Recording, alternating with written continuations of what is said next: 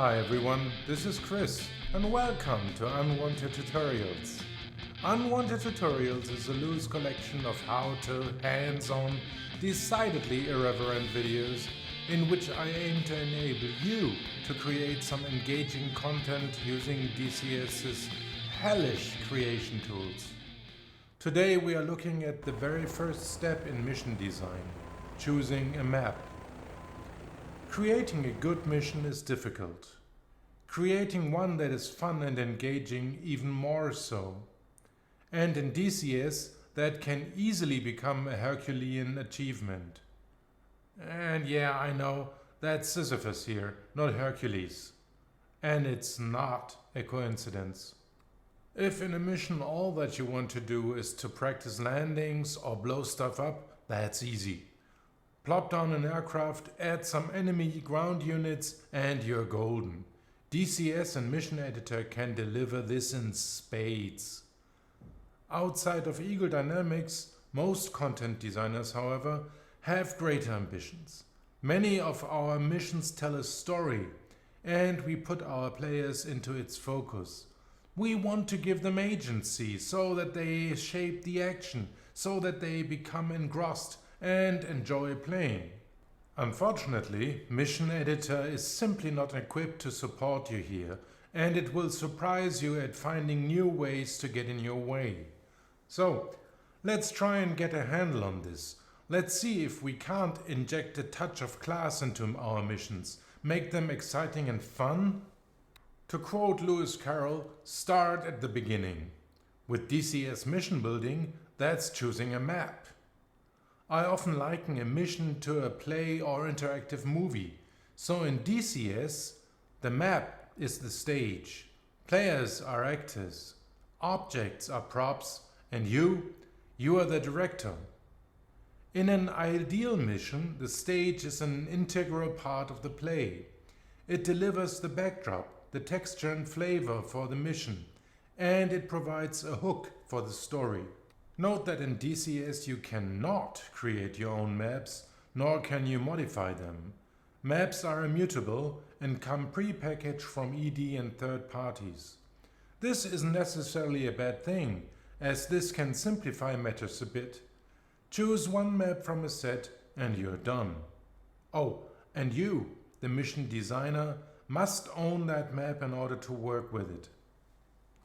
No matter what story you want to tell, there comes a point where you must commit, make two important decisions. The stage or map, where the play takes place, and a location on that map, the focus of all your players' actions. The latter, focus, can be exceedingly difficult. Where on that map do you place the action? Here, the same three critical factors apply that apply to real estate.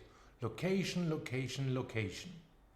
If you find a good location to stage your mission, that mission can become epic. Choosing the wrong location can make that same mission a drab, boring affair. So, good mission designers always scout for locations. And here, unfortunately, Mission Editor lets you down. There's no tool to look for a nice stretch of land that can host your mission. None. Mission Editor does not allow you to explore the map interactively. So, scouting for a location takes time. For example, for Caesar, I spent 2 miserable weeks scouting for a location that fit my requirements. Worse, once you have settled on a location and put in some preliminary units or objects, you can't easily inspect your work. Mission Editor desperately needs a built-in 3D inspection tool. Not adding this, I believe, is another big nail in the screw the content crowd coffin. As a result, correctly placing units relative to each other can easily turn into an hour-long frustration where you repeatedly switch between Mission Editor and Simulator. This makes dressing up your scenery, for example bases where players tend to hang out, exceedingly trying and unrewarding. And it needlessly punishes mission designers for caring about the small stuff, quality. To me, that's another proof that nobody at ED has an idea what is required, nor do they know how to create an engaging mission. UI and UX in DCS are atrocities that reveal a frightening absence of design talent. Alright, enough bitching, I digress. Going back to maps, choosing a particular map always has major consequences. Choosing the map always also means choosing your audience. Caucasus is available to everyone and has the least system requirements. If you create a mission in Caucasus, everyone can play it, and it will work on most rigs. On the other hand, it may not look as good as other maps, and it may not fit the narrative of your intended play. Let's take a look at your potential audiences. In late 2025, Caucasus and the two Marianas maps were the only maps in DCS that are guaranteed to be available to everyone. This is important because people don't fly missions on maps that they don't have access to. So all other maps drastically reduce your potential audience. A completely unscientific poll conducted by myself revealed the following. In multiplayer, Caucasus and the Marianas held 50% of the playing field, with Syria's 20% coming in second. Persia and Germany held 5% each, while all remaining maps came in at less than 3% each, and South America and Iraq scoring appallingly bad. So what about single player? Again, I'm taking an unscientific, small sample group approach. In the past 12 months, I uploaded 4 versions of the moderately popular Angels helicopter rescue missions to ED user files. I'm now comparing downloads as an indicator of how a map can influence the popularity of essentially the same mission. The download numbers for the different versions bear out the ratios. Caucasus reigned supreme with 40%, followed closely by Syria 30%, while Sinai 15% and Germany 15% bring up the rear. My conclusion? Yes, map choice obviously influences popularity. While a popular map won't make your mission popular, staging your mission on an unpopular map will limit its general acceptance. So choose wisely.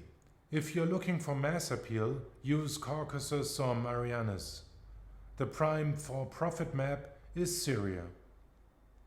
Now, obviously, your choice of theaters can be limited. If you want to recreate some specific scenario, your story may be bound to a particular map. Another important thing to remember when choosing a map is that you can't easily port a mission from one map to another. I know this because I've done it a couple of times, and I relied heavily on self-created tools to accomplish this. The reason why it is so difficult?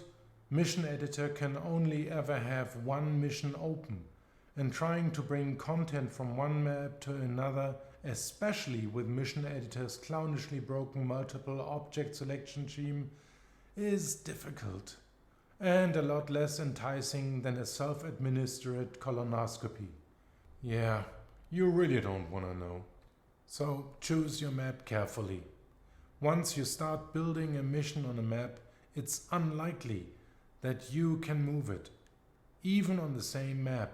So invest heavily into map selection and scouting before you start putting down units. To wrap up, not all missions are created equal. Caucasus is the common denominator. Everyone has it, and it usually performs better than all the other maps. In all other cases, you should weigh the pros against the cons. Take a good hard look at how well a map performs before you decide. And remember, if you create your mission on one map, do not think that you can easily bring it to another theater. Not in Mission Editor you don't. I currently own all available maps. On a good half of them I haven't yet made a creditable effort to create a mission. Scouting is just too arduous and the mind share among players is minuscule. Maybe I'll try if we can get better mission crafting tools from ED. I know it's a long shot, yet I'm hoping that these videos help to entice more people to create missions and ED to finally hire some talent with game design skills. Cheers, and hope to see you soon.